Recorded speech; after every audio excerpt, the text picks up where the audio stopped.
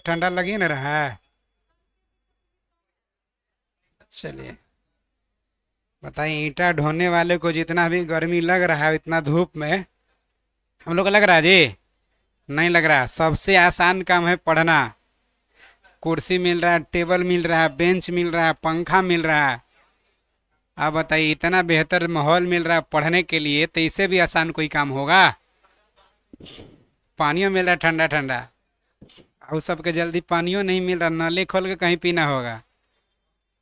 बहुत कष्ट में है जिंदगी, ठीक है। वो आप लोग सबसे बेहतर लाइफ में है अभी, इसीलिए मत तो ये कि हम परेशान हैं। आइए, गुरुत्वाकर्षण हेडिंग होगा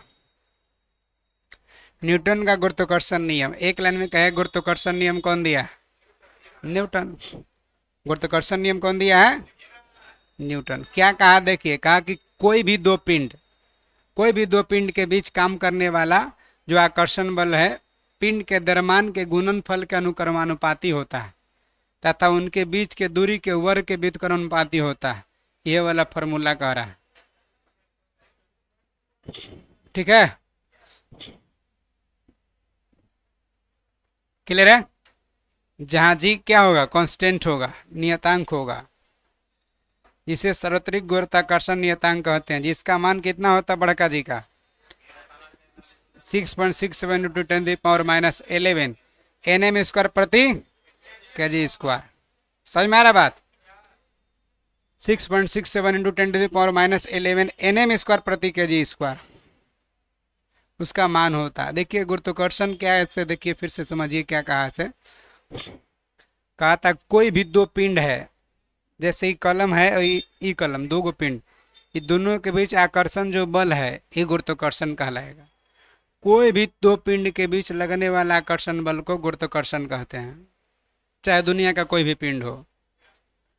एक होता है गुरुत्व बल। दो पिंड के बीच लगने वाला आकर्षण बल गुरुत्व बल कब कहलाता है? जब दो पिंड में से एक पृथ्वी हो। दो पिंड में से अगर एगो पृथ्वी हो या कोई अन्य हो, दो पिंड के बीच लगने वाला आकर्षण बल अगर दोनों में से एक पृथ्वी है तो गुरुत्व बल कहलाता है। इसका मतलब है गुरुत्वाकर्षण कहता है कि कोई भी दो पिंड के बीच लगने वाला आकर्षण बल गुरुत्वाकर्षण बल कहलाता है। और गुरुत्व कह रहा है कि दो पिंड के बीच लगने वाला आकर्षण बल जिसमें एक पृथ्वी होना जरूरी है, गुरुत्व बल कहलाता है।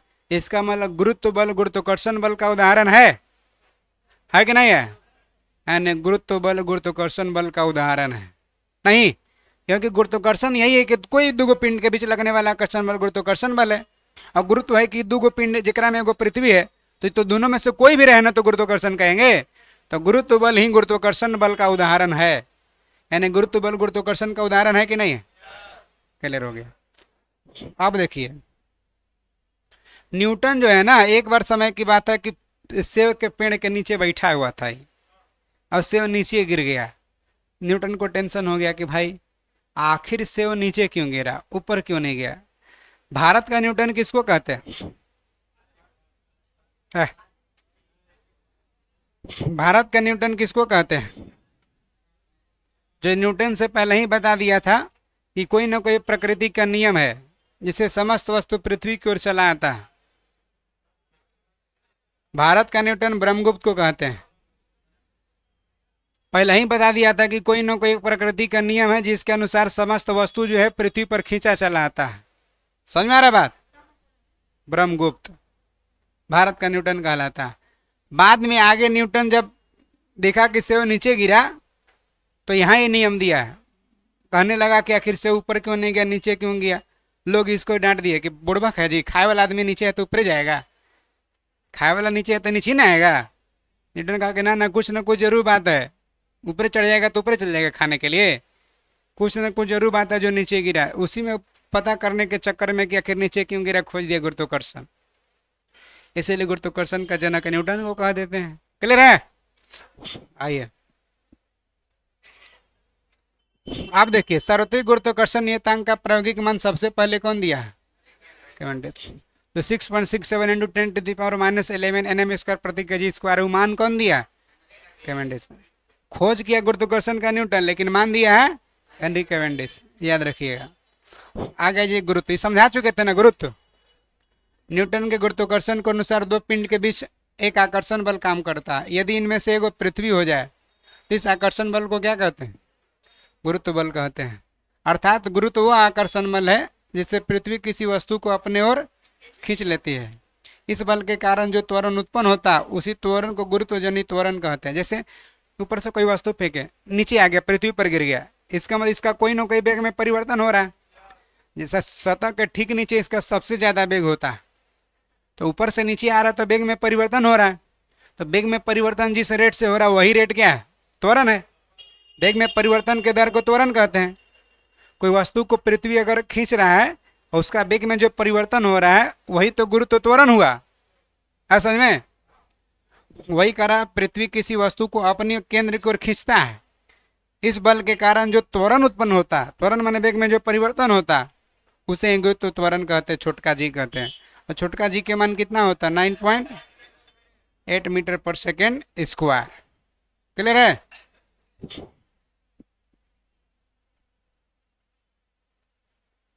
गुरुत्वजनित जो त्वरण है वे गुरुत्वीय त्वरण, जिसको वस्तु को नीचे खींच रहा है तो जो उत्पन्न हो रहा है रेट, जो दर, जो त्वरण उत्पन्न हो रहा है, वस्तु के रूप, कोई रूप का कोई मतलब नहीं है, आकार, द्रव्यमान आदि पर निर्भर नहीं करता है। ऐसा नहीं कि काला है तो उसका त्वरण ज़्यादा हो जाएगा, उजला है तो उसका त्वरण कम हो जाएगा। यानी रूप पर, कोई वस्तु का रूप पर कोई प्रभाव नहीं पड़ेगा। आकार बड़ा हो या छोटा हो कोई प्रभाव नहीं पड़ेगा।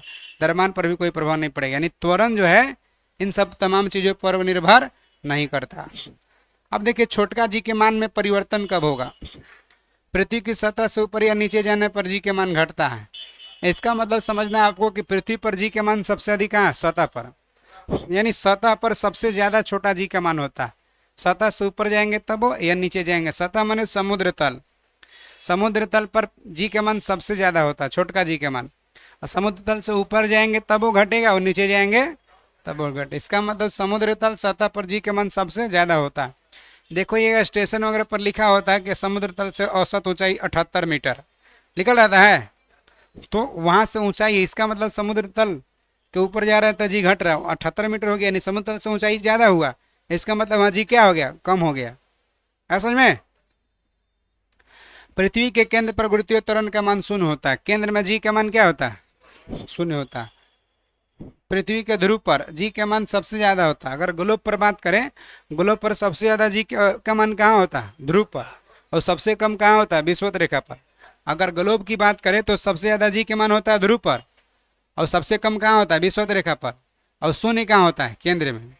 अगर ग्लोब की बात करें तो सबसे ज्यादा जी के मान दोनों ध्रुव पर होता है, उत्तरी ध्रुव, दक्षिण ध्रुव पर। आ रहा समझ में? और सबसे कम जी के मान विषुवत रेखा पर होता है और 0 होता है कहाँ? केंद्र में।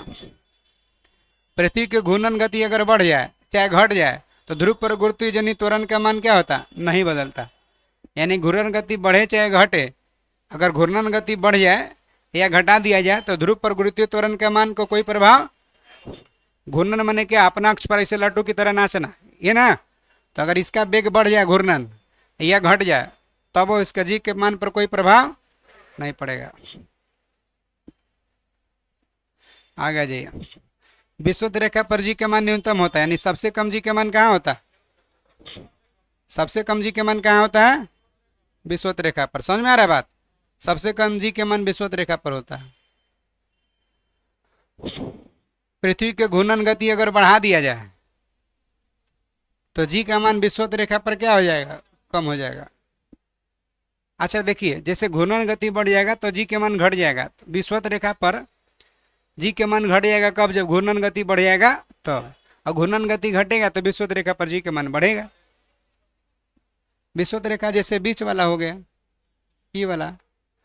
जैसे हम घूम मान के चले, ऐसे अगर ये मेरा ध्रुव है, उत्तरी ध्रुव है, नीचे दक्षिणी ध्रुव है, ये है विषुवत रेखा। तो हम अगर घूम रहे हैं तो बताइए तो ज्यादा स्पीड कहाँ घूम रहे हैं? विषुवत रेखा के पास घूम रहे हैं कि ध्रुव के पास? हाँ, विषुवत रेखा के पास। तो समझिए कि विषुवत रेखा के पास घूर्णन अगर बढ़ेगा तो जी के मान क्या हो जाएगा? अब अगर बहुत ज्यादा घूर्णन बढ़ गया तो बहुत ज्यादा जी के मान घट गया। और एकदम एकदम बहुते ज्यादा घूर्णन बढ़ गया यानी बहुते घट गया, यानी 0 हो गया। इसका मतलब है कि जितना अभी घूम रहा है अगर इसे 17 गुना ज्यादा अगर वेग से घूम करने लगे तो विषुवत रेखा पर जो जी का मान है वो 0 हो जाता है। हाँ, समझ में? पॉइंट देखिए, तो पृथ्वी के घूर्णन गति बढ़ने पर जी का मान विषुवत रेखा पर क्या होता है? घूर्णन गति घटे पर बढ़ेगा, वो बढ़े पर बढ़ेगा। ये दोनों पॉइंट समझ में आया? घूर्णन गति बढ़ेगा तो जी के मान विषुवत रेखा पर घटेगा, और घूर्णन गति घटेगा तो जी के मान विषुवत रेखा पर बढ़ेगा। पृथ्वी का अगर घूर्णन ने रोक दिए तो इतना, यानी घट गया ना घूर्णन, घूर्णन ने रोक दिए तो ध्रुव और विषुवत रेखा पर गुरुत्वीय त्वरण का मान क्या हो जाएगा? समान हो जाएगा, क्योंकि घूर्णन ने रुक गया। तो घूर्णन गति घट रहा था तो जी के मान बढ़ रहा था ना, तो इतना बढ़ गया कि ध्रुव और विषुवत रेखा पर समान हो जाएगा, क्योंकि रुक गया। यदि पृथ्वी अपनी वर्तमान जो कोणीय चाल से चल रही है उसके अगर 17 गुना चाल से अभी चलने लगे तो इतना ज्यादा घूर्णन गति बढ़ जाए तो विषुवत रेखा पर रखी वस्तु का भार क्या हो जाएगा? क्योंकि जी के मान 0 हो जाएगा। भार बराबर mg होता है, कितना भी दरमाना गुना करेंगे 0 में तो 0। बढ़ रहा है घूर्णन गति तो जी के मान घट रहा है, तो 17 गुना बढ़ गया तो 0 हो गया। जी के मान इतना घट गया तो 0 से गुना करेंगे 0। आगे, यानी कि वहां भारहीनता की स्थिति उत्पन्न हो जाएगा। ऐसा में नहीं आएगा, ऑब्जेक्शन लगाइएगा। लेकिन ध्रुव पर जी के मान में कोई परिवर्तन नहीं होगा। आगे आ जाइए। अब देखिए, घूर्णन गति घटेगा, ऐसी स्थिति में दिन की अवधि 24 घंटा से घटकर कितना हो जाता है? मैंने समझ लेना कि 1 घंटा 4 मिनट माने 84 मिनट की हो जाएगी। कब कब कब? जब 17 गुना बढ़ जाएगा तब, क्योंकि बढ़ जा रहा है तो घट जा रहा है। अगर घूर्णन बढ़ जा रहा है तो जी के मान घट जा रहा है। आइए आगे, आराम से पॉइंट देखिए। इसका मतलब कि घूर्णन गति बढ़ने पर दिन का अवधि क्या होगा? घूर्णन गति बढ़ेगा तो दिन की अवधि घटेगा, यही ना? ये बात याद रखिएगा। लेकिन अगर पृथ्वी अपना अक्ष पर घूमना ही बंद कर दे तो जी के मान क्या हो जाएगा? पूरा बढ़ जाएगा। जी बढ़ जाएगा तो फिर दिन का अवधि क्या हो जाएगा? बढ़ जाएगा। आ गई। लिफ्ट में पिंड का भार यो कंडीशन देता, 6 गो रहता, वो 6 कंडीशन पूछता। जब लिफ्ट ऊपर की ओर जाती है तो लिफ्ट में स्थित पिंड का भार बढ़ा हुआ प्रतीत होता है। ध्यान रखिएगा, नॉर्मल लिफ्ट ऊपर जाएगा नीचे आएगा उससे कोई फर्क नहीं पड़ेगा, ना बढ़ेगा ना घटेगा।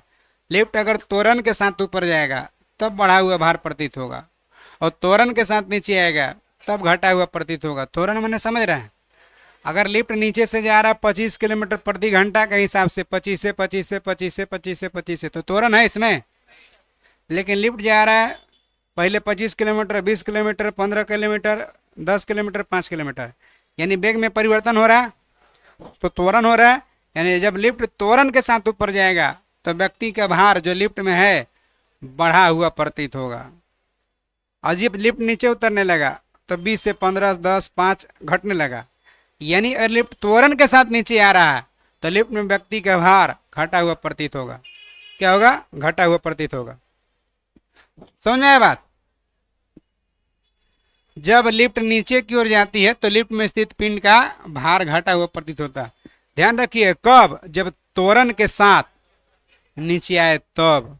कब बढ़ेगा? जब त्वरण के साथ ऊपर जाए तब। ये कंडीशन जरूर याद रखिएगा कि त्वरण के साथ नीचे आता है तो घटा हुआ प्रतीत होता है, और त्वरण के साथ ऊपर जाता है तो घटा हुआ प्रतीत होता है, लेकिन बढ़ा हुआ प्रतीत होता है। लेकिन अगर समान वेग से ऊपर जाए या समान वेग से नीचे आए तो भार में कोई परिवर्तन नहीं होगा। समझ में?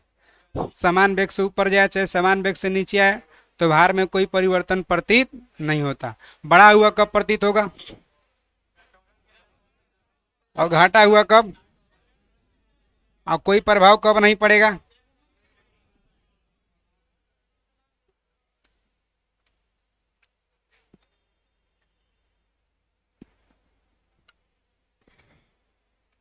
जब समान वेग से नीचे या ऊपर जाएगा तो कोई प्रभाव पड़ेगा नहीं। क्लियर है ना पॉइंट? वही तो देख लीजिए, जब लिफ्ट एक समान वेग से ऊपर या नीचे गति करती है तो लिफ्ट में स्थित पिंड के भार में कोई परिवर्तन नहीं प्रतीत होता।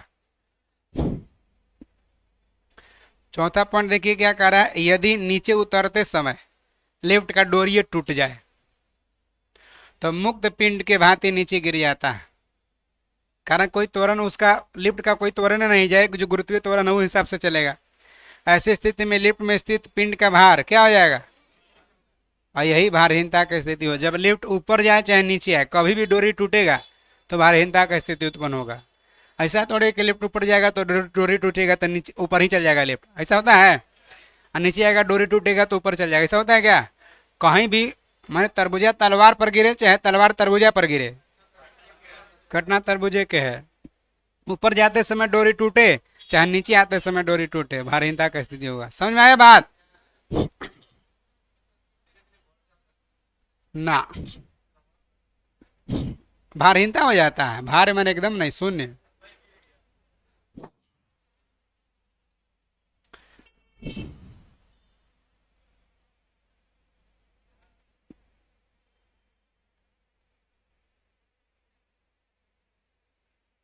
पांचवा कंडीशन देखिए क्या कह रहा है, यदि लिफ्ट के नीचे उतरते समय लिफ्ट का त्वरण गुरुत्वीय त्वरण से भी ज्यादा हो जाए। मतलब सर लिफ्ट नीचे उतर रहा है, लिफ्ट नीचे उतर रहा है तो लिफ्ट का भी त्वरण होगा। अरे भाई लिफ्टवा जो नीचे उतर रहा है तो उसका वेग में परिवर्तन हो रहा होगा। और जो गुरुत्वीय त्वरण है, जैसे ऊपर से नीचे फेंके नीचे गिरा, तो इसका भी तो त्वरण है, यानी लिफ्ट का भी त्वरण है और गुरुत्वीय त्वरण भी है। गुरुत्वीय त्वरण अगर नहीं रहेगा तो छत पर से कागज को फेंकेंगे तो एक के बाद नीचे गिर जाता, लेकिन आराम से उड़ते उड़ते उड़ते उड़ते आ रहा है ना धीरे धीरे। इसका मतलब है कि गुरुत्वीय त्वरण भी लग रहा है लिफ्ट पर, और लिफ्ट का स्वाभाविक खुद उसका भी त्वरण है। तो लिफ्ट का जो त्वरण है वेग में परिवर्तन का दर अगर गुरुत्वीय त्वरण से ज्यादा हो जाएगा, वही कह रहा, यदि लिफ्ट में नीचे उतरते समय लिफ्ट का जो त्वरण है, गुरुत्वीय त्वरण सामान्यतः 9.8 मीटर पर सेकंड स्क्वायर, अगर उससे ज्यादा हो जाएगा गुरुत्वीय त्वरण, तो लिफ्ट में अगर कोई वस्तु रखा हुआ है, कोई आदमी बैठा हुआ है, उसकी शीर्ष जो फर्श पर रखा हुआ सीधे जाके छत पर लगेगा, एक में जाकर टकराएगा। है समझे आ गया जी। लिफ्ट नीचे उतरते समय अगर लिफ्ट का जो त्वरण है गुरुत्वीय त्वरण से भी ज्यादा हो गया, यानी 9.8 मीटर पर सेकंड स्क्वायर से भी ज्यादा लिफ्ट का वेग में परिवर्तन हो गया, तो लिफ्ट में जो रखी वस्तु जूता चप्पल कुछ आदमी सब ऊपर जाके लगेगा। समझ में आया बात, क्लियर है ना। चलिए आगे आ जाइए। देखिए गैलीलियो एगो बात क्या कहा है, गैलीली ने सबसे पहले निष्कर्ष निकाला कि निर्वात में सभी वस्तुएं समान त्वरण के साथ गिरती है और एक ही समय में जमीन पर पहुंचता है। अगर मान के चलिए निर्वात है, कोई माध्यम नहीं है, वायु वगैरह नहीं है, वैक्यूम है, छत पर से लोहा, कागज, रुई, स्टील, प्लास्टिक सब गिराएंगे तो धरती पर एक साथ पहुंचेगा कि लोहा पहले पहुंचेगा।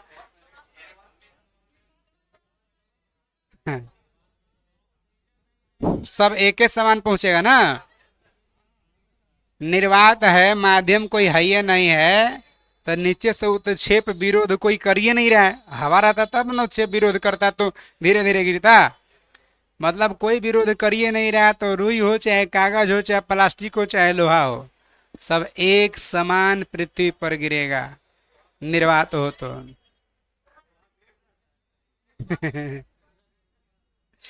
कैसे मानते कहा नहीं गिरेगा के साथ है। हवा है ये नहीं है। अरे भाई आप लोग अपना चश्मा से काहे देख रहे हैं। मन मान के चलिए ना, ये एगो छत है, यहाँ छत है, यहाँ से लोहा का, रुई का, कपास का, कागज का, ये रास्ता में कोई माध्यम नहीं है, वायु वगैरह नहीं है। वायु के कारण ही कागज धीरे धीरे गिरता, क्योंकि हवा नीचे से बल लगाता है, उत्क्षेप बल। पानी में जब खींचते हैं पानी, तो जब तक पनिया में रहता है बाल्टी खींचते हैं तो लगता है कि नीचे से धक्का दे रहा, उत्प्लावक बल लगता है। उसी तरह से हवा भी लगाता है उत्क्षेप बल, लेकिन हवा जब उत्क्षेप बल लगाता है तो ज्यादा कागज पर लगा देगा उत्क्षेप बल, इसलिए कागज बाद में गिरता, लोहा पहले गिरता। कब, जब हवा होता तब। अब हवा है ये नहीं है, निर्वात है, तो निर्वात में जब कोई माध्यम नहीं है तो उत्क्षेप बल कुछ लगेगा नहीं लगेगा, तो सब एक के साथ है गिरेगा। ठीक है ना, समझ में आया? ऐसा नहीं कही अच्छा 1 kg लोहा और 1 kg रुई, दोनों में ज्यादा भारी कौन होगा? हाँ, 1 kg लोहा और 1 kg रुई मने कपास, दोनों में ज्यादा भार किसका होगा? दोनों बराबर होगा ना। अच्छा हम आपको 1 kg बटखारा फेंक के मारेंगे, अब हमारा रुई फेंक के मारिए, ज्यादा चोट केकरा लगेगा? मन ध्यान रखे 1 kg बाहर बराबर ना कर दे रहे हैं जी, 1 kg तो बराबर कर दिए तो बराबर होगा। यह माध्यम रहेगा तभी कम आगे पीछे गिरेगा, लेकिन बिना माध्यम के सब एक साथ गिरेगा। ये कौन पहले बार कह रहा है बात? Galileo Galilei. निर्वात में सभी वस्तु समान त्वरण के साथ गिरती है और एक ही समय में जमीन पर पहुंचती है। क्लियर हुआ? आगे आ जाइए।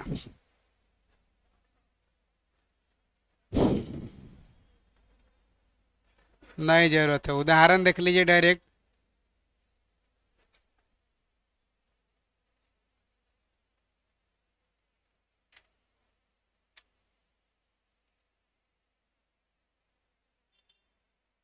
एगो इसका फॉर्मूला आप यूज करना पड़ेगा, एगो इसका फॉर्मूला आपको यूज करना पड़ेगा, उदाहरण वाला प्रतिशत बदलाव के लिए फॉर्मूला। कौन है प्रतिशत बदलाव के लिए फॉर्मूला? जी के माने प्रतिशत बदलाव फॉर्मूला यही है ना, -2 इंटू आर में प्रतिशत बदलाव। छोड़िए मत लगाइए। चंद्रमा पर गुरुत्वीय त्वरण का मान कितना होता है? 1/6, वही ना, G/6। इसका मतलब यह है कि चंद्रमा पर जी के मान पृथ्वी की अपेक्षा क्या है? कम है कि ज्यादा है? कम है। यानी पृथ्वी पर जी है तो चंद्रमा पर G/6 है, मान 1/6 है। इसका मतलब है कि चंद्रमा पर पृथ्वी की अपेक्षा जी के मान कम है। भार बराबर होता है mg। तो कोई वस्तु का पृथ्वी पर द्रव्यमान यदि 600 मान के चलिए ग्राम है, तो चंद्रमा पर जाएगा, तुरंत पिटाइएगा देखिएगा। अगर किसी वस्तु को पृथ्वी पर द्रव्यमान 600 ग्राम है तो चंद्रमा पर ले जाएंगे तो उसका द्रव्यमान कितना होगा? 600 ग्राम रहेगा। अरे भाई भार ना बदलेगा जी।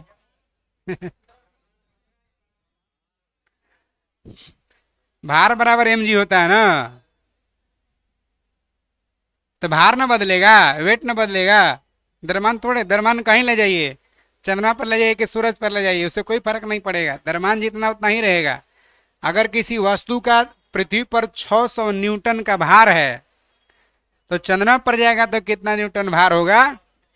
तब जाकर होगा चंद्रमा पर 1/6, मतलब कि 100 न्यूटन भार होगा। आ समझ में?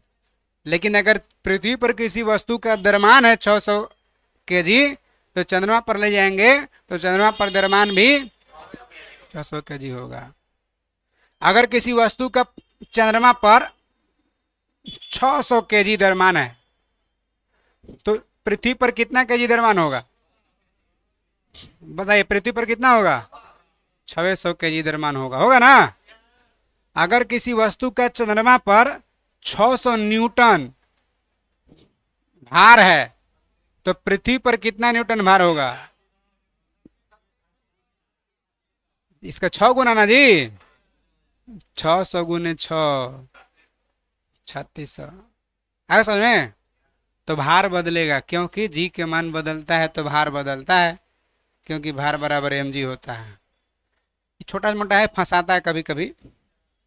देखिए द्रव्यमान और भार में अंतर क्या होता है? द्रव्यमान किसी वस्तु में मात्रा को प्रकट करता है, द्रव्यमान किसी वस्तु में मात्रा को प्रकट करता है। ये ब्रह्मांड में कहीं भी नहीं बदलता है। कौन? द्रव्यमान। जबकि किसी वस्तु का भार उस पर लगने वाले जो बल है उसको कहते हैं। जितना बल लग रहा है वो उसका भार है। भार का मान अलग अलग जगह पर अलग अलग होता है, क्योंकि जी का मान जगह के अनुसार बदलता रहता है, इसलिए भार भी बदलता रहता है। भार कैसा राशि है? सदिश है। और द्रव्यमान अदिश राशि है। क्लियर है? चलिए, द्रव्यमान कैसा ही मात्रक केजी होता है, भार कैसा ही मात्रक न्यूटन होता है। अंतरिक्ष यान के अंदर या निर्वात में किसी भी वस्तु का भार क्या होगा? देखिए, अंतरिक्ष यान के अंदर जी के मान होता है 0, या निर्वात में भी जी के मान क्या होगा? 0। तो भार क्या हो जाएगा? कारण कि कितना हूं द्रव्यमान रहे, जब 10 केजी रहे, 20 केजी, 50 केजी, कितना हूं रहे, तो अगर 10 केजी में 0 से गुना करेंगे तो 0 ही ना हो जाएगा जी। तो अंतरिक्ष यान के अंदर जी के मान 0 होने के कारण भार क्या होता है? शून्य होता है। द्रव्यमान में खरीदते हैं। हाँ, अंतरिक्ष यान के अंदर किसी वस्तु का भार क्या होगा? शून्य होगा। क्यों शून्य होगा? जी के मान 0 है। उसी प्रकार से निर्वात में किसी वस्तु का भार क्या होगा? क्योंकि निर्वात में भी जी के मान 0 शून्य है। अब देखिए, ग्रह गति से संबंधित केपलर का नियम। एक लाइन में तो पहला क्वेश्चन यह पूछेगा कि ग्रह गति नियम कौन दिया था? ग्रह गति नियम कौन दिया है? यह क्वेश्चन पहला पूछेगा। ग्रह गति नियम कौन दिया? केपलर। प्रत्येक ग्रह सूर्य के चारों ओर दीर्घवृत्ताकार कक्षा में परिक्रमा करता है और सूर्य ग्रह की कक्षा के फोकस बिंदु पर स्थित होता है। ये बतिया कौन कहा है? केपलर। ये कहा कि जैसे सूर्य एक फोकस पर है और इसके चारों ओर प्रत्येक ग्रह अपना कक्षा में चक्कर लगाता है, और जो कक्षा है इसका दीर्घवृत्ताकार या अंडाकार होता है। तो इसका कक्षा वो कैसा है? दीर्घवृत्ताकार या अंडाकार। जैसे आप जानते हैं कि सूर्य के सबसे निकट का जो ग्रह है वो कौन है? बुध है। तो बुध का कक्षा ऐसे है। बुध के बाद कौन है? शुक्र। या शुक्र का ऐसे है। तो सब ग्रह अपना अपना कक्षा में घूम रहा है, सब ग्रह अपना अपना कक्षा में घूम रहा है, और सबका पथ कैसा है? दीर्घवृत्ताकार या अंडाकार। जो चक्कर लगाने का जो पथ है, मार्ग है, वो दीर्घवृत्ताकार या अंडाकार है। पॉइंट क्लियर है? कौन कहा? केपलर। दूसरा बात क्या कहा? आगे प्रत्येक ग्रह का कक्षीय वेग, जो प्रत्येक ग्रह का कक्षीय वेग माने अगर सूर्य है तो इसके चारों जो बुध चक्कर लगा रहा है, चाहे शुक्र चक्कर लगा रहा है, चाहे मंगल चक्कर लगा रहा है, तो जो कक्षा में जो ये वेग है, अपना अपना चक्कर में सब कोई अपना अपना वेग से चक्कर लगा रहा है। सब ग्रह में चक्कर लगा रहा है। बुध ही कक्षा में चक्कर लगा रहा है, शुक्र लगा रहा है, मंगल लगा रहा है, तो अपना अपना कक्षा में सब कोई चक्कर लगा रहा है। और प्रत्येक ग्रह का जो कक्षा का वेग है उसका वेग निश्चित रहता है, नियत रहता है। समझ में? माने अपना ऐसा नहीं है कि इसका जो है मंगल ग्रह के जो पथ है इसमें जो चक्कर लगा रहा है इसका वेग निश्चित वेग से चक्कर लगा रहा है। बुध जो है अपना कक्षा में चक्कर लगा रहा है, एक निश्चित वेग से चक्कर लगा रहा है। शुक्र अपना कक्षा में चक्कर लगा रहा है, निश्चित वेग से चक्कर लगा रहा है। पृथ्वी अपना कक्षा में चक्कर लगा रहा है, निश्चित वेग से चक्कर लगा रहा है। समझ में? तो प्रत्येक ग्रह का जो कक्षा में चक्कर लगाता है वेग निश्चित रहता है, नियत रहता है। क्लियर है?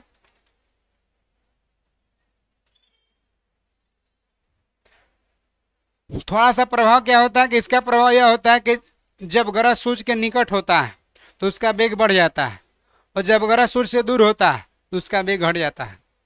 ये क्या है सर? कह दिए दूरी बढ़ता घटता भी क्या? अभी तो आप कहे कि सब कोई निश्चित कक्षा में चक्कर लगाता है, अभी कह रहे हैं कि सब कोई निश्चित कक्षा में चक्कर लगाता है। कक्षा सबका एकदम मार्ग फिक्स है और निश्चित वेग से चक्कर लगाता है, लेकिन सूर्य के निकट आता है तो वेग बढ़ जाता है, जो सूर्य के दूर जाता है तो वेग घट जाता है। क्या ये जो ग्रह नजदीक और दूर जाता है क्या? हाँ। जैसे देखिए यहाँ ग्रह है बुध, यहाँ ग्रह है बुध, यहाँ ग्रह है बुध, बुध का यही ना मार्ग है, ऐसे ना घूम रहा है। देखिए यहाँ का दूरी और यहाँ का दूरी अंतर है कि नहीं है? तो दूरी कम होगा तो वेग क्या होगा? बढ़ जाएगा, और दूरी ज़्यादा होगा तो वेग क्या हो जाएगा? घट जाएगा। कहीं कि दूरी घटता बढ़ता भी है क्या? हाँ, घटता बढ़ता है। असल में क्योंकि मार्ग अंडाकार है, वृत्ताकार दीर्घवृत्ताकार अंडाकार मार्ग है, इसीलिए दूरी घटता बढ़ता है। वृत्ताकार गोलाकार होता तब ना नहीं होता जी। अगर गोलाकार एकदम वृत्ताकार होता तब मार्ग की लंबाई घटता बढ़ता नहीं, लेकिन यहाँ मार्ग का दूरी सूर्य से घट रहा है, बढ़ रहा है। क्यों? क्योंकि अंडाकार शेप है। जब यहाँ रह रहा था नजीक हो, यहाँ जा रहा था दूर है। क्लियर है? तो जब सूर्य के निकट आता है ग्रह तो उसका वेग बढ़ जाता है, जब दूर जाता है तो वेग घट जाता है। क्लियर है ना पॉइंट? आगे आ जाइए। सूर्य के चारों ओर ग्रह एक चक्कर जितने समय में लगाता है उसे उसका परिक्रमण काल कहते हैं। जैसे ये सूर्य है, इसका चारों ओर जो ग्रह एक बार चक्कर लगाने में जितना समय लगाएगा वही उसका क्या है, परिक्रमण काल कहलाता है, या वार्षिक गति कहते हैं, है ना। परिक्रमण काल का ये जरूरी नहीं है कितना, कहते हैं यहीं तक। आगे आ जाइए। आप देखिए, एक ग्रह यहाँ है, एक ग्रह इससे दूर है। जो ग्रह जितना ज्यादा दूर होगा उसका घूमने में समय ज्यादा लगेगा कि कम लगेगा? एगो ग्राउंड के अंदर अंदर चक्कर लगा रहे, एगो ग्राउंड के बाहर बाहर, ज्यादा दूरी किसको तय करना होगा? बार बार लगा के। तो ज्यादा घूमने में समय किसको लगेगा और कम किसको लगेगा? इसका मतलब सूर्य का जितना जो निकट ग्रह है उसका परिक्रमण काल घूमने में समय कम लगेगा, परिक्रमण काल कम है। और सूर्य के जितना ज्यादा दूर ग्रह है उसका परिक्रमण काल उतना ही ज्यादा है। इसका मतलब सूर्य के सबसे निकट बुध है तो बुध का परिक्रमण काल सबसे कम होगा। सूर्य का सबसे दूर वरुण है, इसका मतलब वरुण का परिक्रमण काल सबसे अधिक होगा। क्लियर है? ज्यों ज्यों दूरी बढ़ेगा त्यों त्यों परिक्रमण काल भी बढ़ जाएगा। ये पॉइंट क्लियर है? उदाहरण के लिए सूर्य के निकट बुध ग्रह है, परिक्रमण काल उसका 88 दिन मात्र सबसे कम है, जबकि दूर ग्रह वरुण है, इसका परिक्रमण काल 165 वर्ष सबसे ज्यादा है ना जी। चलिए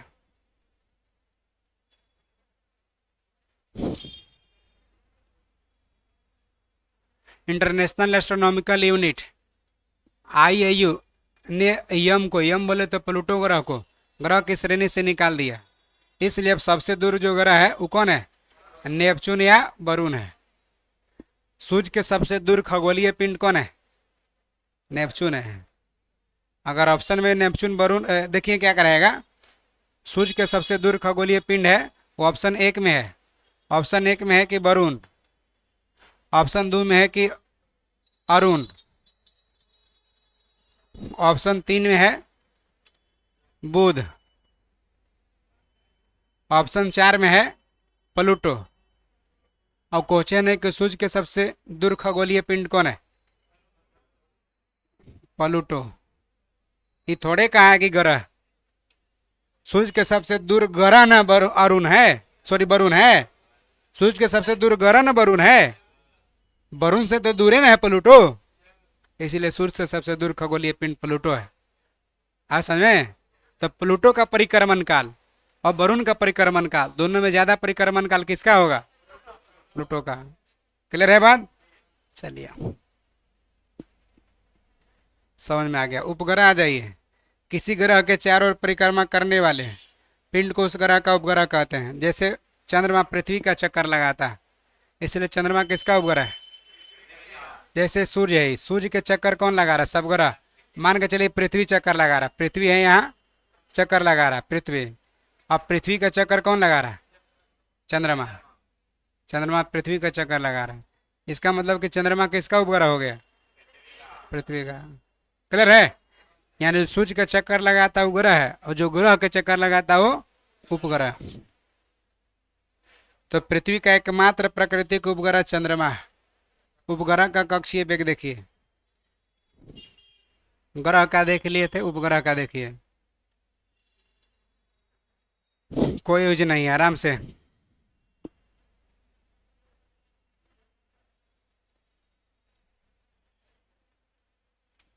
यहां से उठाना।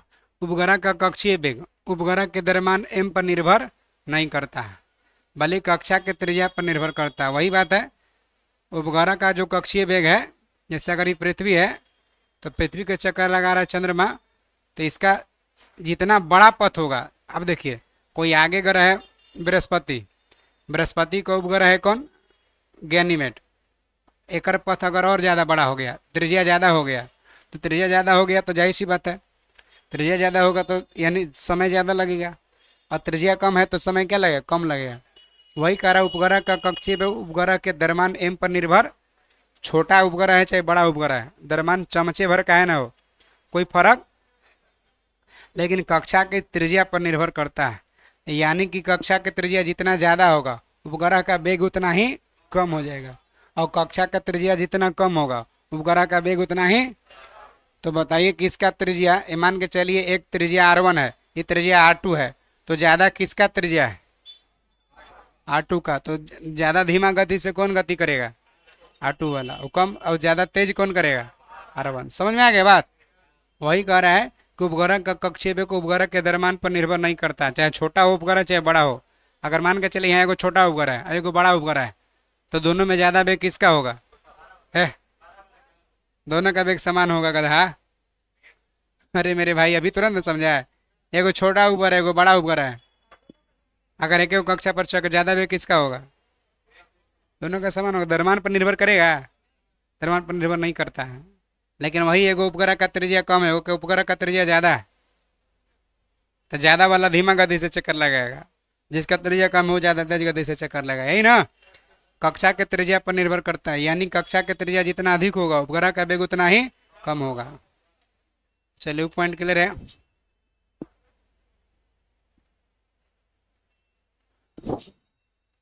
अब देखिए एग्जाम्पल के तौर पर पृथ्वी का सबसे निकट चक्कर लगाने वाला जो उपग्रह है उसका कक्षीय वेग कितना है? लगभग 8 किलोमीटर प्रति सेकंड। इसका मतलब कि 8 किलोमीटर प्रति सेकंड जो पृथ्वी का सबसे निकट सैटेलाइट है वो, और पृथ्वी से ज्यों ज्यों सैटेलाइट का दूरी बढ़ेगा उसका वेग क्या हो जाएगा? उसका वेग क्या हो जाएगा?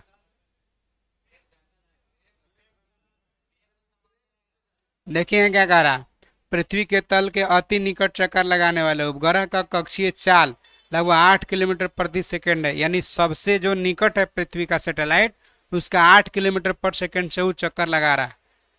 तो बाकी जो भी सैटेलाइट होगा इससे दूर होगा, इससे दूर होगा, तो उसका चाल 8 किलोमीटर प्रति सेकंड के हिसाब से ज्यादा होगा कि इससे कम होगा? कम होगा। अब समझ में? ज्यों ज्यों दूरी बढ़ेगा घटेगा चाल उसका, और दूरी घटेगा चाल बढ़ेगा। जो सबसे निकट है 8 किलोमीटर प्रति सेकंड है, जो इससे बाकी जो भी सैटेलाइट है 8 किलोमीटर प्रति सेकंड से सबका चाल कम है। आगे आ जाइए, क्लियर है?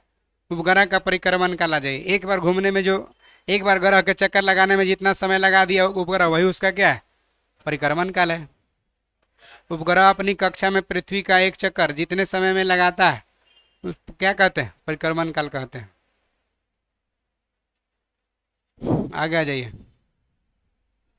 और परिक्रमण काल भी सेम जैसे चाल है वही डिपेंड करता है। उपग्रह का परिक्रमण काल भी केवल उसके पृथ्वी तल से ऊंचाई पर निर्भर करता है। जितना ज्यादा ऊंचाई होगा परिक्रमण काल उतना ही अधिक होगा, जितना निकट होगा परिक्रमण काल उतना ही कम होगा। उपग्रह जितना अधिक दूर होगा उसका अधिक परिक्रमण काल होगा। उपग्रह जितना निकट होगा परिक्रमण काल उसका कम होगा। निकट वाला जल्दी है ना चक्कर लगा लेगा जी, और दूर वाला ज्यादा समय लगेगा। तो ऊपर में वेग घटता है और परिक्रमण काल, माने जितना दूरी बढ़ेगा चाल उसका घटेगा और परिक्रमण काल, और जितना निकट होगा चाल उसका बढ़ेगा, परिक्रमण काल घटेगा। क्लियर है? चलिए, उपग्रह का परिक्रमण काल उसके द्रव्यमान पर निर्भर नहीं करता। एगो छोटा उपग्रह एगो बड़ा उपग्रह है, तो परिक्रमण काल अगर एक एक कक्षा दोनों में है तो परिक्रमण काल किसका ज्यादा होगा? समान होगा, यानी द्रव्यमान पर निर्भर नहीं करता। पृथ्वी के सबसे निकट चक्कर लगाने वाला जो उपग्रह है उस पर परिक्रमण काल 1 घंटा 24 मिनट होता है, यानी 1 घंटा 24 मिनट में एक बार पृथ्वी का चक्कर लगा लेता है जो सबसे निकट सैटेलाइट है। बाकी सब का इससे समय ज्यादा लगता है, क्योंकि दूरी बढ़ता ऊंचाई बढ़ता है तो उसका चाल घटता है, परिक्रमण काल बढ़ता है। पोलर सैटेलाइट देखिए, एगो जियो स्टेशनरी सैटेलाइट होता है जो भूअस्थायी उपग्रह होता है, एगो ध्रुवीय उपग्रह होता है, दोनों देख लीजिए। वैसे उपग्रह जो पृथ्वी के नजदीक की कक्षा में चक्कर लगाता है उसको क्या कहते हैं? ध्रुवीय उपग्रह कहते हैं। जो पृथ्वी के निकट चक्कर लगा रहा है ना, इसका वेग कितना होता है? 8 किलोमीटर पर सेकंड। सबसे निकट ही है ना जी, तो 8 किलोमीटर पर सेकंड, यानी इसका आवर्त काल एक बार घूमने में कितना समय लगता है? जो सबसे निकट है 84 मिनट लेता है। नहीं, चलिए आगे। इसका उपयोग क्यों कहाँ करते हैं? मौसम से संबंधित जानकारी के लिए। जो ध्रुवीय सैटेलाइट जो छोड़ते हैं, मौसम आज कैसा रहेगा, ठीक रहेगा खराब रहेगा, वर्षा हो कि नहीं होगा, इस सब के लिए जानकारी देता है। ध्रुवीय उपग्रह का इस्तेमाल मौसम की जानकारी के लिए करते हैं। ध्रुवीय उपग्रह उसको कहते हैं जो पृथ्वी के सबसे निकट चक्कर लगाता है जो पृथ्वी का सबसे निकट है उसका 8 किलोमीटर प्रति सेकंड के हिसाब से चक्कर लगाता है। इसका जो एक बार पृथ्वी का चक्कर लगाने में समय होता है 84 मिनट का होता है। उसको पोलर सैटेलाइट ध्रुवीय उपग्रह कहते हैं, यही ना। अब भू-अस्थायी उपग्रह देखे, जियो स्टेशनरी सैटेलाइट, ऐसा उपग्रह जो पृथ्वी के अक्ष के लंबवत तल से पश्चिम में पूरब की ओर पृथ्वी की परिक्रमा करता है। पश्चिम से पूरब परिक्रमा करता है, ये तो कोई नया बात नहीं है। जिसका परिक्रमण काल पृथ्वी के परिक्रमण काल के लगभग बराबर होता है। जितना समय में पृथ्वी घूमता है उतना ही समय में उपग्रह भी घूमता है पृथ्वी का एक बार। मैंने जितना समय में सूरज के चक्कर एक बार पृथ्वी काटेगा ना समझे, फिर से वो परिक्रम देखिए यहाँ, अपना अक्ष पर पृथ्वी घूमने में 24 घंटा समय लगता है। हाँ, और 24 घंटा में एक बार पृथ्वी घूमा अपना अक्ष पर, और 24 घंटा में एक बार इसका सैटेलाइट घूम गया। तो पृथ्वी को अपना अक्ष पर जितना समय लगता है घूमने में, उतना ही समय में अगर सैटेलाइट इसका एक बार चक्कर लगा दिया तो वो सैटेलाइट कौन सैटेलाइट कहलाएगा? जियो स्टेशनरी सैटेलाइट। वही कह रहा है कि ऐसा उपग्रह जो पृथ्वी के अक्ष के लंबवत तल में पश्चिम से पूर्व की ओर घूमता है, स्पष्ट है, तथा जिसका परिक्रमण काल पृथ्वी के परिक्रमण काल 24 घंटा के क्या होता है? बराबर होता है। माने 24 घंटा पृथ्वी का परिक्रमण काल नहीं है, घूर्णन काल है, याद रखिएगा। यानी पृथ्वी के घूर्णन काल के सैटेलाइट का परिक्रमण काल बराबर हो। पृथ्वी के परिक्रमण नहीं है, घूर्णन होना चाहिए, है ना। क्योंकि पृथ्वी का घूर्णन काल 24 घंटा होता है, परिक्रमण काल तो 365 दिन होता है।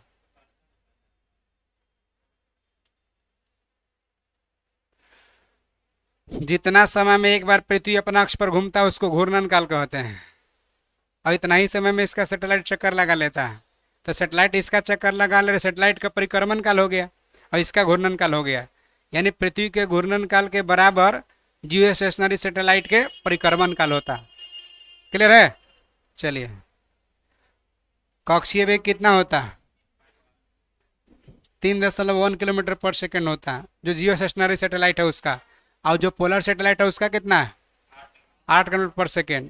और जो जियो स्टेशनरी सैटेलाइट है उसका 3.1 किलोमीटर पर सेकेंड। भू-अस्थायी उपग्रह कहलाता है। भू-अस्थायी उपग्रह का फिक्स होता है ऊंचाई, कितना होता है? 36,000 किलोमीटर। 36,000 किलोमीटर भू-अस्थायी उपग्रह का फिक्स होता है ऊंचाई। आखिर तो निकाले जियो स्टेशनरी सैटेलाइट का इस्तेमाल कहाँ करते हैं? उसका तो मौसम की जानकारी के लिए। इसका संचार में रेडियो सैटेलाइट से रिलेटेड स्थापित करता है। डीटीएच जो टेलीफोन ये सब काम करता है ना, इसी से। किससे? जियो स्टेशनरी से कि पोलर से? किससे? जियो स्टेशनरी सैटेलाइट से। स्थापित करने की संभावना सबसे पहले कौन किया था? आर्थर क्लार्क व्यक्त किया था। पॉइंट क्लियर है? यानी संचार वाला कौन है? जियो स्टेशनरी की पोलर? जियो स्टेशनरी भू अस्थायी उपग्रह। जबकि ध्रुवीय वाला कौन है? मौसम संबंधी जानकारी देने वाला। आगे जी, पलायन वेग।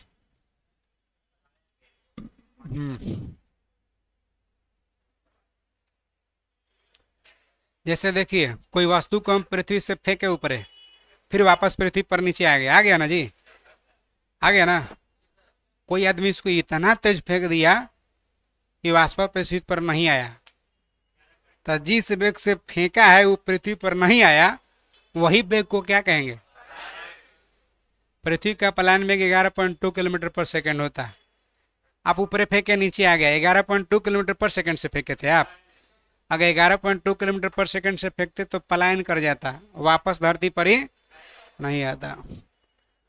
तो पलायन वेग वह न्यूनतम वेग है, उससे ज़्यादा भी फेंक सके। 11.2 से ज़्यादा भी फेंकेंगे तो वापस नहीं आएगा। मिनिमम 11.2 है। पलायन वेग वह न्यूनतम वेग है जिससे किसी पिंड को पृथ्वी की सतह से ऊपर फेंका जाता है तो गुरुत्वीय क्षेत्र पार कर जाता है, यानी गुरुत्वाकर्षण पार कर जाएगा और पृथ्वी पर वापस नहीं आता। उसी को क्या कहते हैं? पृथ्वी का पलायन वेग। पृथ्वी के लिए पलायन वेग का मान कितना है? 11.2 किलोमीटर पर सेकेंड। अर्थात पृथ्वी तल किसी वस्तु को 11.2 किलोमीटर पर सेकेंड से इससे ज़्यादा से अगर कोई ऊपर फेंक दिया जाए तो वस्तु फिर दोबारा पृथ्वी तल पर वापस नहीं आएगा। सेम चंद्रमा की बात करें तो चंद्रमा पर पलायन वेग का मान कितना है? कहीं 2.37 देगा, कहीं 2.42 देगा। बात यह बराबर है, सब एक साथ कभी नहीं देगा, है ना। इहो दे सकता है। अगर इतना वेग से कोई वस्तु को चंद्रमा से फेंक दिया जाए तो दोबारा चंद्रमा पर वो नहीं जाएगा। यही ना। सूर्य का पलायन वेग का मान है 42 किलोमीटर पर सेकेंड। सूर्य का पलायन वेग का मान कितना है? 42 किलोमीटर।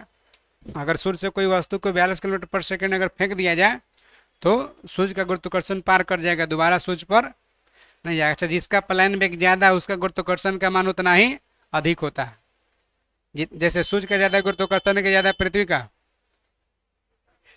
सूर्य का। अब देख रहे हैं सूर्य का गुरुत्वाकर्षण पार करने के लिए 42 किलोमीटर पर सेकंड से फेंक रहे हैं, अब पृथ्वी का 11.2 है। अब चंद्रमा का गुरुत्वाकर्षण ज्यादा है कि पृथ्वी का, चंद्रमा 2.37 से फेंक रहे हैं तो वापस नहीं आ रहा, अब पृथ्वी पर फेंकने के लिए 11.2 फेंकना पड़ रहा है। क्लियर है जी के मान जी? हाँ, सूर्य का पलायन वेग 42 किलोमीटर पर सेकंड है। आगे आ जाइए, देखिए पलायन वेग में एक और पॉइंट पूछता है जो टिक लगा लिया। यदि किसी उपग्रह का जो कक्षीय वेग है उसका √2 गुना अगर बढ़ा दिया जाए वेग, माने 41% अगर वेग बढ़ा दिया जाए तो उपग्रह का पलायन वेग हो जाता है, उपग्रह अपना कक्षा को छोड़कर पलायन कर जाएगा। ऐसा में जो ध्रुवीय उपग्रह है उसका वेग 8 किलोमीटर पर सेकेंड है, 8 किलोमीटर पर सेकेंड में के अगर √2 गुना करके वेग बढ़ा दिए तो ध्रुवीय जो सैटेलाइट जो कक्षा में चक्कर लगा रहा था वहां से वो क्या हो जाएगा, पलायन कर जाएगा। जियो स्टेशनरी सैटेलाइट का 3.1 किलोमीटर पर सेकेंड वेग है, अगर उसका √2 गुना वेग बढ़ा दिया जाए तो फिर जियो स्टेशनरी सैटेलाइट जो कक्षा में चक्कर लगा रहा था वहां से वो पलायन कर जाएगा। है समझ में? यानी किसी भी कक्षा, अगर कक्षा में जितना उसका वेग है उसका √2 गुना करके बढ़ा दिए वेग तो पलायन वेग का स्थिति आ जाता है। क्लियर है? नहीं समझ में आया? पलायन वेग का मान वस्तु के द्रव्यमान और प्रक्षेपण कोण पर निर्भर नहीं करता, ऐसा नहीं कि वस्तु के द्रव्यमान वगैरह। अब मान कर चलिए कलमियों के 11.2 किलोमीटर पर सेकंड से फेंकेंगे तो नहीं वापस आएगा, और 10 kg के बटखारा को भी फेंकेंगे उतना किलोमीटर पर सेकंड से तो नहीं आएगा। ऐसा समझे? तो द्रव्यमान वगैरह पर निर्भर नहीं करता। कोई दिक्कत लग रहा है? आ जाइए दाब।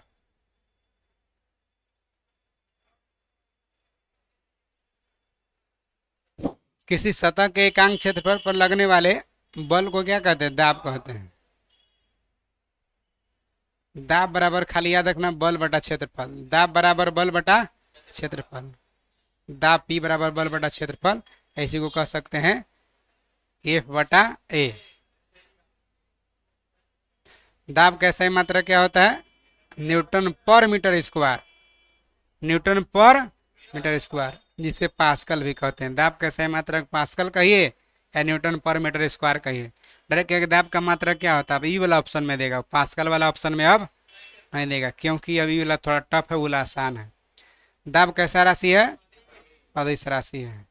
अच्छा ये बताइए आप कि दाब बराबर होता है बल बटा क्षेत्रफल।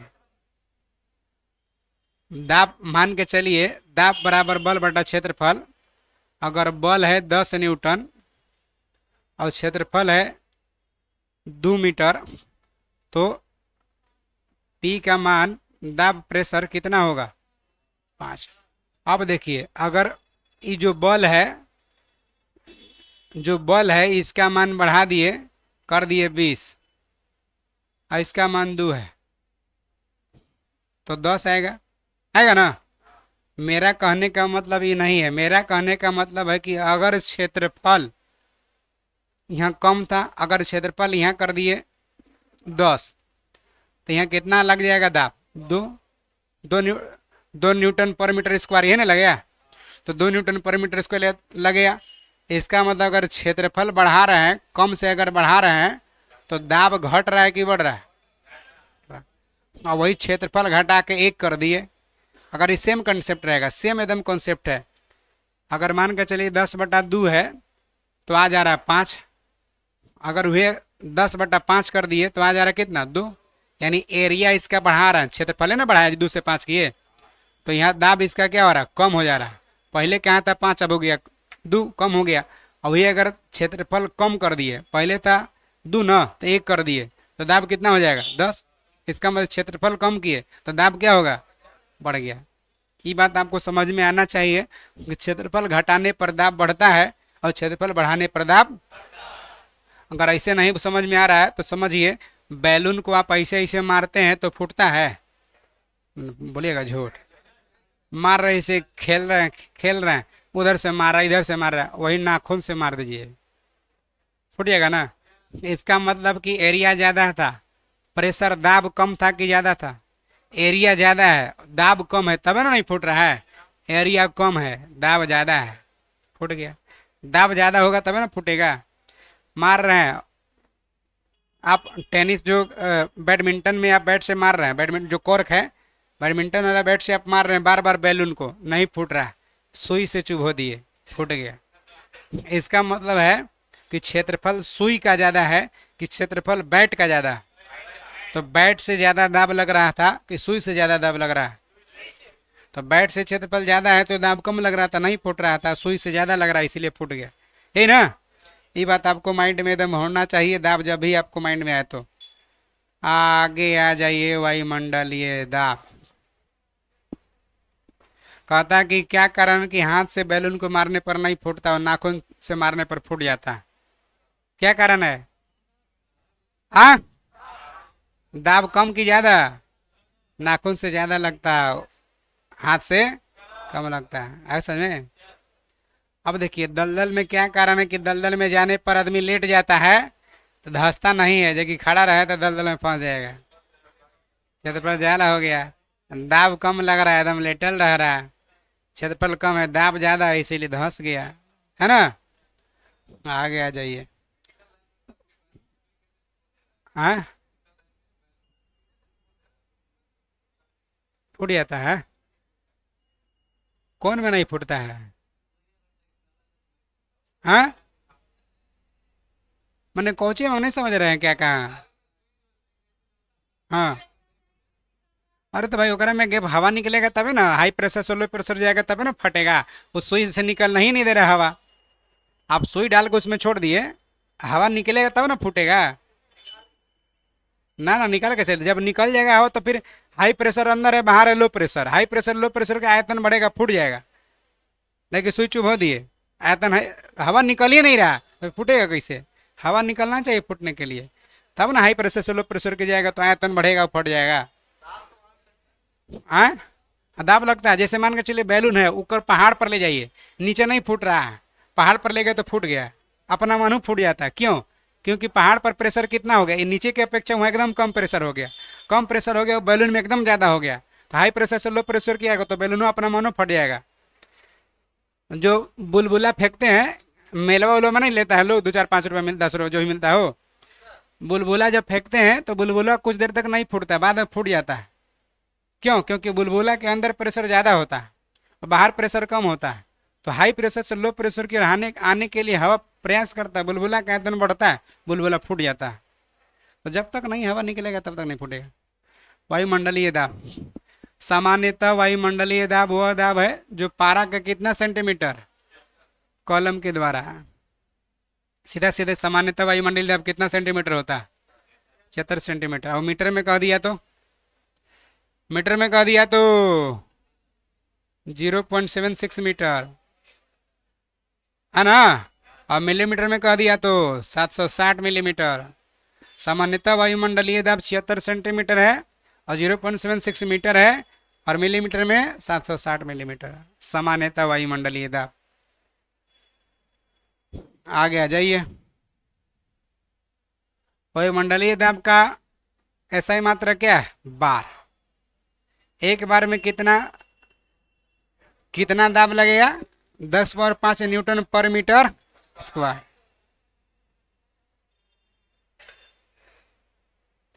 वायुमंडलीय दाब 10 के ऊपर 5 न्यूटन पर मीटर स्क्वायर अर्थात एक बार के बराबर होता है, यही ना। पृथ्वी की सतह से ऊपर जाएंगे तो वायुमंडलीय दाब क्या होगा? कम, यानी पहाड़ पर ज्यादा वायुमंडलीय दाब होगा कि प्लेन जमीन पर? ज्यादा कहाँ प्रेशर होगा? प्लेन जमीन पर, मैदान में। पहाड़ पर कम प्रेशर होगा क्योंकि ऊंचाई पर गए हैं तो प्रेशर, अच्छा आदमी नीचे है तो आदमी के जहाँ प्रेशर है आदमी के शरीर में ऊपर जाएगा तो आदमी का शरीर में यहाँ प्रेशर सामान्य मैदान के तुलना में मैदान बराबर है। पहाड़ पर आदमी चढ़ गया तो आदमी के शरीर का अंदर का जो प्रेशर है बाहरी के प्रेशर से क्या है? ज़्यादा है। और बाहरी प्रेशर कम है क्योंकि हम धरती पर से गए हैं पहाड़ पर, तो पहाड़ पर माने मैदान पर से पहाड़ पर गए हैं तो शरीर में प्रेशर ज़्यादा है, बाहर प्रेशर कम है, इसलिए पहाड़ पर चढ़ने पर कभी कभी नाक से खून निकल जाता है।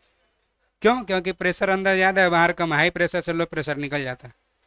कलम ले गए हैं हेलीकॉप्टर में, वायुयान में कलम फाउंटेन पेन नहीं ले जाने की सलाह दी जाती है क्योंकि यहाँ भरे हैं इंक, यहाँ प्रेशर क्या ज़्यादा है, ऊपर गया प्रेशर घट गया तो हाई प्रेशर से लो प्रेशर, इनको बाहर निकल गया, पैकेट खराब कर दिया है समझ में। अगल बगल जी कर सीट पर बैठे हैं, सीटों को खराब कर दिया। पैकेट खराब होगा तब देखिएगा कि केकरा में लग रहा है, डायरेक्ट जेने बैठे होकर में पहुंच दीजिएगा। आइए आ गया। जिसके कारण पहाड़ पर खाना बनाना कठिनाई होता ही क्या है सर? पहाड़ पर खाना बनाने के कहाँ से लॉजिक आ गया? तो पहाड़ पर वायुमंडलीय दाब क्या है? नीचे अपेक्षा कम है। जब वायुमंडलीय दाब कम है तो वहाँ क्वथनांक भी कम है। सामान्यतः जल का क्वथनांक 100 डिग्री सेल्सियस होता है, और दाब कम हो गया तो क्वथनांक हो गया कम, यानी 95 डिग्री सेल्सियस हो गया, 98 डिग्री सेल्सियस हो गया। तो क्वथनांक कम होगा। जिसको 100 डिग्री पर जो खाना पक रहा था और जिसको 95 डिग्री पर पकाएंगे, जल्दी कौन सींजेगा? 100 डिग्री वाला, क्योंकि ज़्यादा मिल रहा है उसको उष्मा। 95 डिग्री में उतना उष्मा मिल ही नहीं रहा, गुदू गुदू कर रहा है, खाली चावल सजिए नहीं रहा। क्या कारण है कि पहाड़ पर आलू जल्दी नहीं पकता है? हाँ, वायुमंडलीय दाब कम है तो क्वथनांक कम हो जाता है, क्वथनांक कम हो जाता है तो 100 से कम मिलने लगता है, 100 से कम में उतना जल्दी पकेगा नहीं। समझ गया ना बात? पहाड़ पर खाना बनाना कठिनाई होता है। क्या कारण है कि कुकर में खाना जल्दी पक जाता है? कुकर में दाब अधिक होता है। दाब अधिक होता है तो क्वथनांक भी 100 के जगह पर 105 मिलेगा क्वथनांक। कुकर में जल्दी मार देगा, सीट जाएगा ना जी। आप समझ में? कुकर में दाब अधिक है तो क्वथनांक बढ़ा, दाब अधिक तो क्वथनांक अधिक, जल्दी सीज गया। पहाड़ पर खाना जल्दी नहीं पका क्योंकि दाब कम है तो क्वथनांक कम है, तो खाना नहीं पकेगा। बुझाया? आइए। वायुयान में बैठे यात्री के फाउंटेन पेन से स्याही रिस जाता, निकल जाता। ऊपर दाब कम है, इसी कारण ना। वायुमंडलीय दाब को बैरोमीटर से मापा जाता है। इसकी सहायता से मौसम संबंधित पूर्वानुमान भी लगा सकते हैं। हाँ, बैरोमीटर की मदद से, क्योंकि बैरोमीटर का पाठ्यांक जब अचानक नीचे गिरता है तो कहते हैं कि आंधी तूफान आने की संभावना, तो अलर्ट आ जाएगा, मैसेज आ जाएगा कि पटना, नवादा, गया, मुंगेर में पिछले 2 घंटे में वर्षा की संभावना। हाँ समझ में? तेज आंधी तूफान का संभावना है, तुरंत अलर्ट कर देगा। बैरोमीटर का पाठ्यांक जब धीरे धीरे नीचे गिरेगा, कहेंगे वर्षा का संभावना, तुरंत देगा कि 5 तारीख को वर्षा होगा। हाँ समझ में? धीरे धीरे गिर रहा है तो अनुमान लगा लिया कि आज इतना गिर रहा है तो कल उतना, परसों इतना, यानी अनुमान हो गया कि इसका मतलब कि आज अगर 16 तारीख को इतना है तो 20 तारीख तक एकदम नीचे चल जाएगा, इसका मतलब बारिश हो जाएगा। तभी कह देता है कि 2 तारीख को बारिश दे रहा है जी। नहीं कहता है कि सुनने में आ रहा है कि 1 तारीख से वर्षा होना है, जल्दी जल्दी निपटा लीजिए सब काम, और न तो उनका तिलक के दिन वर्षा हो रहा है। हाँ समझ में? आगे देख लीजिए। 1 साल पहले ही अनुमान लग जाएगा? नहीं, कुछ पहले अनुमान लगता है। ऐसा नहीं कि पिछला साल शादी विवाह का डेट रखना है तो देख के आज ये डेट रखेंगे कि वर्षा होने लायक है कि ना है। उस समय का ना जी। अब मान के चलिए अभी पारा नीचे आ रहा था, बैरोमीटर का पटांग नीचे आ रहा था, 6 महीने के बाद ऊपर चल गया तो डेटो रख दिए और बारिश नहीं हुआ। अब मान के चलिए ऊपर था, नीचे आ गया तो इसीलिए कभी कभी फेलो कर जाता है कहता कि 5 के बारिश होगा, 5 के पूरा धूप निकल जाता है, ना हो जाता है, कभी कभी फेल भी कर जाता है। हाँ, माने अनुमान लगाते हैं लोग, तो सब तो प्रकृति के है लेकिन अनुमान लगा लेते हैं साइंस ना। साइंस ने अनुमान लगाया ही थोड़े कि प्रकृति के। बैरोमीटर का पटांग जब धीरे धीरे ऊपर चढ़ेगा, मौसम साफ है एकदम, है ना। गैसों का दाब मापने के लिए मैनोमीटर का प्रयोग करते हैं। क्लियर है? आइए द्रव में दाब।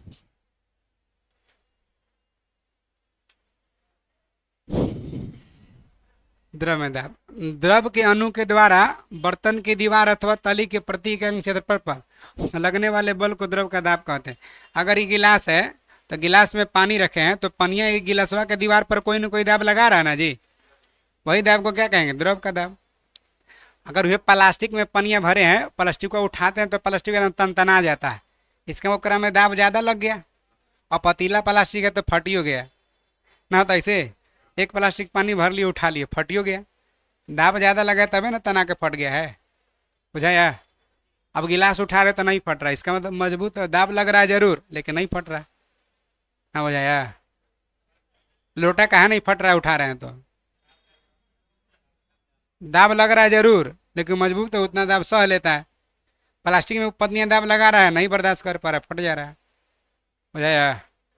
अरे भाई चाप के पानी गाड़ी धो रहे हैं, गाड़ी धो रहे पानी चाप करके, जितना बर्दाश्त होगा उतना नहीं तो पाइपों फट जाएगा।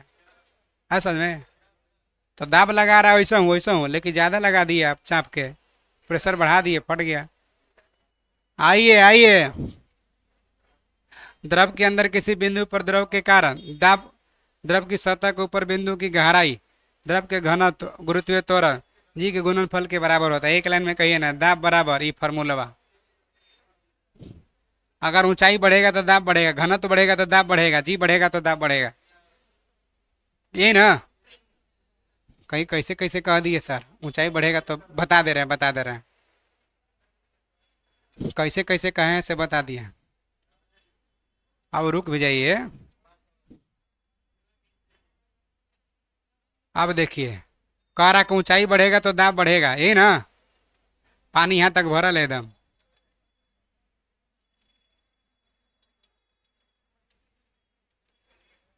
पानी यहाँ तक भरल है। एगो यहाँ नल, नल 1 लगा दिए, नल 1, यहाँ नल 2 लगा दिए, नल 2, यहाँ नल 3 लगा दिए। ज़्यादा प्रेशर से कहाँ पानी आएगा? किसी का रूम है ग्राउंड फ्लोर पर, किसी का रूम है टॉप फ्लोर पर, ज़्यादा प्रेशर से पानी कहाँ आएगा? ग्राउंड फ्लोर पर ना। तो ऊंचाई बढ़ेगा तो दाब, प्रेशर, देखिए एकड़ ऊंचाई, देखिए यहाँ तक ऊंचाई बढ़ गया एकदम, इसका यहाँ तक ऊंचाई बढ़ रहा है तो प्रेशर ज़्यादा है। ऊंचाई घटेगा तो प्रेशर, एकरा से इतना ही तक ऊंचाई है, इसका तो इतना ही तक ऊंचाई है, तो कम घटेगा, यानी ऊंचाई घटेगा तो प्रेशर घटेगा। अब देखिए, बांध बनावल है, बांधवा में नीचे जो है ना मोटा बनाया जाता है बांध, जो जो बांध ऊपर करते जाते हैं पतला बनाया जाता है। आखिर नीचे मोटा काहे? ज़्यादा ईंटा बर्बाद करने के लिए। ऑप्शन देगा कि नीचे कम पैसा लगता है इसलिए। ऑप्शन बी, नीचे मुलायम मुलायम ईंटा देते हैं इसलिए। ऑप्शन सी, 2 नंबर 3 नंबर की ईंटा जोड़ते हैं नीचे इसलिए। ऑप्शन 4, नीचे दाब अधिक होता है। आज समझ में, यही कारण है कि नीचे ज्यादा दीवार मोटा बनाया जाता है, क्योंकि नीचे प्रेशर ज्यादा होता है। टूट जाएगा ना अगर पतला कमजोर रहेगा तो। हाँ समझ में आया? आ गया। अब कह रहा कि घना तो भी बढ़ेगा तो बढ़ेगा, ये क्या है सर? नदी में तैर रहे थे आप, नदी में पानी का प्रेशर और समुद्र में तैरने लगे हो, समुद्र के पानी का प्रेशर, दोनों में ज्यादा किसका होगा? समुद्र के। नदी में तैरना आसान होगा कि समुद्र में तैरना आसान होगा? समुद्र में तैरना आसान होगा। नदी के जहाज, नदी में एगो जहाज तैर रहा था, वह जहाजवा समुद्र में गया तो जहाजवा ऊपर उड़ जाता, क्यों? क्योंकि प्रेशर, क्यों ज्यादा प्रेशर? क्योंकि घनत्व। बुझाया? समझ में ना आए काजी? द्रव में दाब के नियम, स्थिर द्रव में एक ही क्षैतिज तल में स्थित सभी बिंदु पर दाब समान होगा। मतलब क्या है सर? अगर तल बराबर है तो दाब क्या होगा? समान होगा। अगर यहाँ तक पानी भरल है, यहाँ नल, यहाँ फर्स्ट फ्लोर है, यहाँ माने फर्स्ट फ्लोर है, सेकेंड फ्लोर है, थर्ड फ्लोर है, तो फर्स्ट फ्लोर पर ई लेवल में जितना भी तल अगर समान है, नल लगा, नल 1 लगा हो, नल 2 लगा हो, नल 3 लगा हो, तल समान है। वही कह रहा है स्थिर द्रव में एक ही क्षैतिज तल में, एक ही क्षैतिज तल में सभी बिंदु पर दाब क्या होगा? नल 1, नल 2, नल 3, तीनों में ज्यादा प्रेशर में पानी किस में फेंकेगा? तीनों में समान प्रेशर में, ही ना। आइए आगे। स्थिर द्रव के भीतर किसी बिंदु पर दाब प्रत्येक दिशा में बराबर होता है, चाहे वो नल एने खोलिए चाहे नल एने खोलिए, दिशा कोई भी रहे, तल बराबर है तो दाब भी क्या होगा? बराबर होगा। समझ में आया बात? द्रव के भीतर किसी बिंदु पर दाब स्वतंत्र तल से बिंदु की गहराई के अनुक्रमानुपाती, माने गहराई बढ़ेगा तो दाब भी बढ़ेगा, अनुक्रमानुपाती है ना, गहराई के अनुक्रमानुपाती होता है। तो बताइए, फर्स्ट फ्लोर ज्यादा गहराई है कि सेकेंड फ्लोर की थर्ड फ्लोर? ज्यादा फर्स्ट फ्लोर गहराई, यहाँ से यहाँ तक गहराई है तो ज्यादा प्रेशर कहाँ होगा? First floor. समझ में आया बात? आगे आ जाइए। किसी बिंदु पर द्रव का दाब द्रव के घनत्व पर निर्भर करता है, घनत्व अधिक होगा तो दाब भी, तो ज्यादा नदी जल में दाब अधिक होगा कि ज्यादा समुद्री जल में? समुद्री जल में। बस खाली यह वाला पॉइंट है ना। ये तो प्लवन तक लाके छोड़ दे रहे हैं।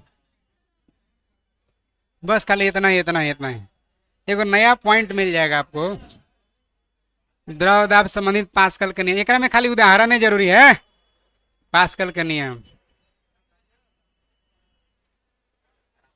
यदि गुरुत्वीय प्रभाव को नगण्य माना जाए, अगर वैक्यूम है, निर्वात है, कोई गुरुत्व का प्रभाव नहीं पड़ रहा है, तो संतुलन की अवस्था में द्रव के भीतर प्रत्येक बिंदु पर दबाव समान होता है। अच्छा देखो, ये हाइड्रोलिक जो टाली होता है, ट्रैक्टर वाला डाला होता है, उसको पलटते हुए हाइड्रोलिकवा ऐसे निकलता है ना। इसका मतलब कि ये हथवा के अंदर जो है निर्वात है कि वह माध्यम है। और भाई अंदर एकरा में निर्वात है कि माध्यम है? अंदर अंदर निर्वात है। निर्वात है, पूरब पश्चिम उत्तर दक्षिण कोई भी डायरेक्शन होगा, सभी ओर दाब क्या होगा? बराबर लग रहा है। अगर ये माध्यम होता, हवा खोले छोड़ते, हाइड्रोलिक काम करेगा? वही कह रहा है, यदि गुरुत्वीय प्रभाव को नगन, गुरुत्वीय प्रभाव कुछ नहीं है, जी के मान 0, नगन है, न के बराबर है, बहुत कम, तनी मनी, तो संतुलन की अवस्था में द्रव के भीतर प्रत्येक बिंदु पर दबाव क्या होगा? इधर इधर इधर इधर सब दबाव समान होगा, वो आसानी से निकल जाएगा। ये अगर दबाव इधर से ज्यादा हो जाएगा, तो दबाव इधर से ज्यादा हो जाएगा, तो ऐसे झुक जाएगा, निकलेगा? इधर से दबाव ज्यादा है, झुक निकलेगा? इधर से निकलेगा? तो प्रत्येक बिंदु पर समान दबाव होता है। ये बात कौन कह रहा है? पास्कल के नियम, एक खाली नियम आधारित कुछ यंत्र है, hydraulic lift, hydraulic press, hydraulic brake, hydraulic lift, hydraulic जयमाला, सब है ना। हाइड्रोलिक जयमाला भी कभी कभी गड़बड़ा जाता है, हाइड्रोलिक में नहीं काम करता है। आइए आएगा, अब माला लेके फसल है बेचारा ना, उतरिए नहीं रहा नीचे। कभी कभी वोल्टेज काम नहीं करता, कहता कम वोल्टेज पर नहीं ले रहा, जनरेटर को पहले लाइन काटी सगरे, अब बेचारा लेके वहाँ वेट कर रहा है कि अब करे, अब उतरे अब उतरे। और कभी कभी घूमेला रहता है ना, तो जिधर पब्लिक है ना उधर पीठ हो जाता है, घूम जाता है ऐसे, अब घूमिए पहुंचिए नहीं रहा है वहाँ मुँह, और समस्या है। भाई पहुंचेगा पब्लिक तरफ तब है ना, जहाँ सीढ़ी उधरे ना उतरेगा जी, और उधर घूम गया, हाथ से धर धर के घूमिए नहीं रहा, कहाँ के निर्वात है, कैसू कैसे घुमाया जाता है। वो सबके गार्जियन एकदम पूरा फॉर्म में आ जाएंगे कि मना कर रहे थे, पहले से मना कर रहे थे। हाँ, एक नहीं सुनता है, ये आ गए अपन बाल बच्चा पर जो जमलवा किया ओकरा पर, और नहीं तो जमलू वाला के गुस्सा पर उतार देते हैं लोग। आगे देख लीजिए, द्रव का दाब उस पात्र के आकार या आकृति पर निर्भर रखा जाता है, जेकरा पर रहेगा उसे पर निर्भर करेगा। द्रव का दाब उस पात्र के आकार या आकृति पर निर्भर नहीं करता जिसमें द्रव रखा जाता है। लोटा में रखे हैं ना, तो ऐसा नहीं कि लोटा के आकार पर निर्भर करेगा दाब, अब बाल्टी के आकार पर निर्भर करेगा। पानी मान के चलिए ड्राम में रख दिए हैं तो ओकरा पर दाब, और लोटा में रखे हैं तो आकार पर निर्भर नहीं करता। समझ में आया बात? एक पॉइंट और बचा है, गलनांक तथा क्वथनांक पर दाब का प्रभाव। गलनांक पर प्रभाव, गर्म करने पर जिस पदार्थ का आयतन, गर्म करने पर जिस पदार्थ का आयतन बढ़ता है, गर्म किए तो आयतन बढ़ा है, गर्म किए तो आयतन, तो दाब बढ़ाएंगे तो गलनांक भी बढ़ेगा। गर्म करे पर आयतन बढ़ेगा तो दाब बढ़ाएंगे तो गलनांक भी। अब वैसा आइटम खोजिए जो गर्म करने पर आयतन बढ़ता है। जैसे मान के चलिए यहाँ तक डिब्बा में घी भर के रखे थे, यहाँ तक, अब गर्म कीजिएगा तो घी और ऊपरे चल जाएगा, नीचे आ जाएगा। गर्म करने पर आयतन बढ़ता है, दाब बढ़ाने पर गलनांक भी बढ़ेगा। और गर्म करने पर आयतन घटता है, दाब बढ़ाने पर गलनांक भी घटता है। आया? जैसे मान के चलिए यहाँ तक स्प्राइट का बोतल था, पूरा भर गया था, यानी कब जब पूरा जम गया, एकदम बर्फ बन गया, स्प्राइट हुआ भर गया, एकदम ढक्कन तक पैक है एकदम, उसको गर्म कर दिए, आयतन क्या हो जाएगा? तो दाब बढ़ाएंगे तो गलनांक भी घटेगा। गर्म करने पर आयतन घटेगा तो दाब बढ़ाने पर गलनांक भी घटेगा, गर्म करने पर आयतन बढ़ेगा तो दाब बढ़ाने पर गलनांक भी बढ़ेगा। बुझाया? हाँ, बोतल बोतल को चिल्ड कर दिए, ठीक। कोची कमेगा, आयतन बढ़ेगा। अरे भाई देखो, ये स्प्राइटो में इतना खाली देले रहता है ना, वो काहे खाली देले है कि 1 रुपया बचा ले। 1 रुपया मारे के चक्कर में दिया खाली। मान के चले फ्रिज में आप रख दिए, वो चले गए मामा घर, अब याद नहीं था फ्रिज में बंद कर ला, तो जम जाएगा ना जी, तो जम के ऊपर तक न चल जाएगा, इसीलिए ताकि उतना आयतन हो जाए, ठीक है समझ में। गलेगा तो नीचे आ जाएगा। तो गर्म करने पर बर्फवा के आयतन घटता है, दाब बढ़ाने पर गलनांक घटेगा। और घीवा के आयतन बढ़ता है, दाब बढ़ाने पर गलनांक बढ़ेगा।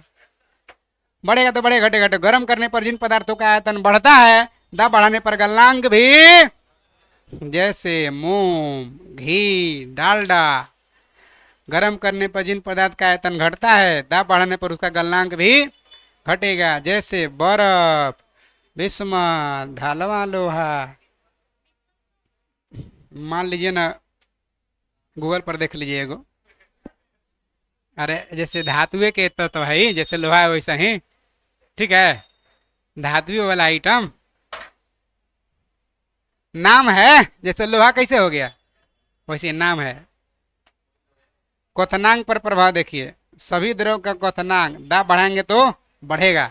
कुकर में खाना जल्दी पकता है, क्यों? क्योंकि दाब बढ़ाए तो क्वथनांक बढ़ता है, दाब बढ़ाए तो क्वथनांक, तो क्वथनांक बढ़ गया, 100 से ज्यादा हो गया, जल्दी पक गया। कोई दिक्कत है?